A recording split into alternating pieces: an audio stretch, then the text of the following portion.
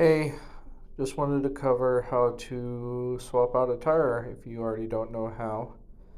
Usually I would use the valve stem tool here, but didn't have it, so just deflating the tube as much as I can before using, well, tire irons the hard way to unseat the tire off the rim.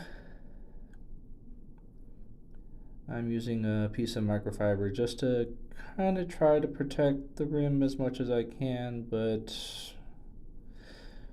it's gonna probably mart a little bit or so. Just working my way around the tire here with the irons that I have until I pretty much pop it off.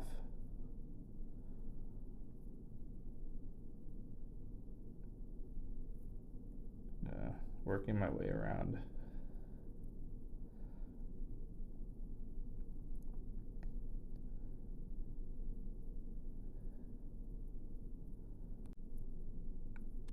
After that, I can go ahead and grab the tube out. Like I said, with the valve stem, it's out. It's a little bit easier, but yeah. From there, just trying to yank on the tire as much as I can to get the rest of the way off. You might need to use a tire iron as well to get that bottom part all the way up, like I did. And from there, you can just make your way around, and there you go.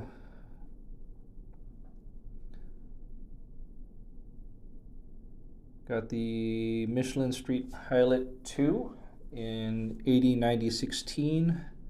Just kind of doing a comparison between that and the stock tire. It's kind of out of frame, but the Street Pilot 2 is a smaller tire all around. It's a little bit more narrow, and it's a little bit smaller in diameter as well.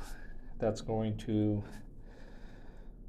affect the speedometer, obviously, so it's gonna obviously read a little bit higher on the wheel than you really are going. The benefit of that, at least, is with the smaller tire, you'll have a little bit more torque, which is what I've actually experienced already doing my first initial test ride after putting it on. You can see me struggling a little bit, but eventually, just manhandling it, I was able to get that bottom part on. From there, I'm just going to go ahead and grab the tube and then start feeding it back inside. Obviously making sure the valve stem goes back in the hole.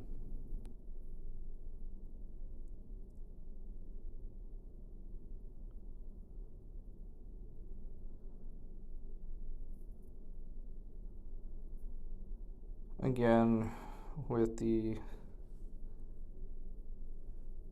valve stem out, it would have a lot been easier with the tube not as inflated. Here I am just letting out air as much as I can because I still have the valve stem inside. That way I have a little bit more room to tuck everything in. I'm going to go ahead and fast forward this process a little bit.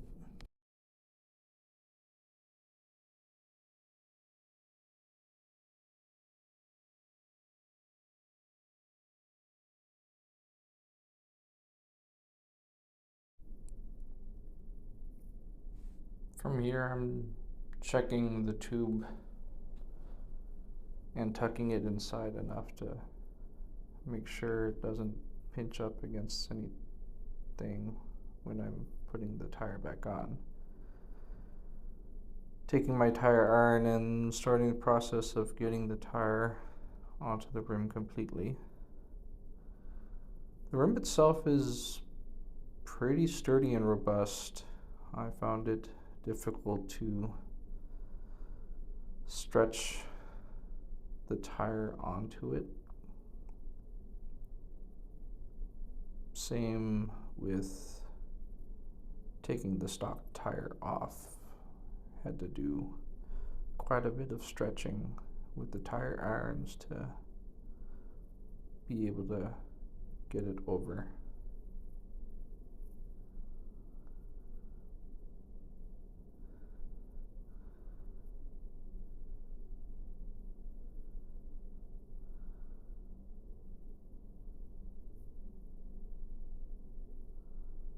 You see me having a little bit of difficulty there.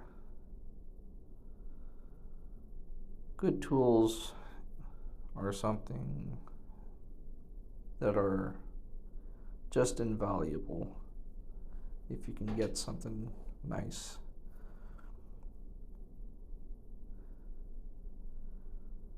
There are definitely better ways to get a tire onto a rim, but for a DIY type situation where you're doing this in your house or garage, irons are usually good enough, though it presents you a slightly more difficult process. Apologies for covering everything with my back there. It's just a little bit difficult. Once I got most of the tire on, the last part was really stretching over the rim and made it very difficult to be able to get it on, at least while it was on the workbench.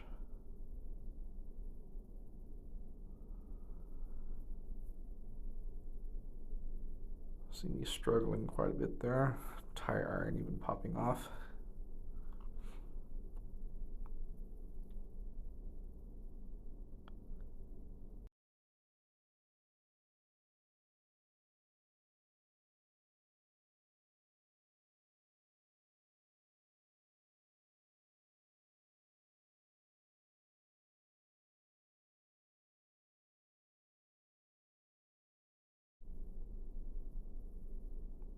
After struggling for a period of time, this was when I decided to just take it off the workbench. I really needed my full body weight to be able to stretch this tire over. So I took it off the workbench, put the motor on the ground, and was able to get the rest of the tire on.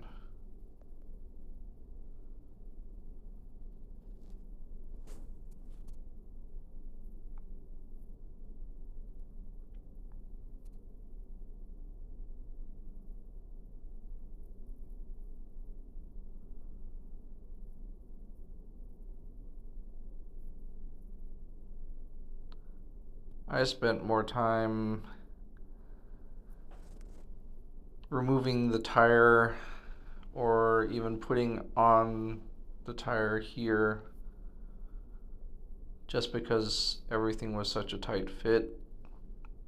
This was my very first tire swap on the V13 rim, so learning the nuances of everything. So tires on now.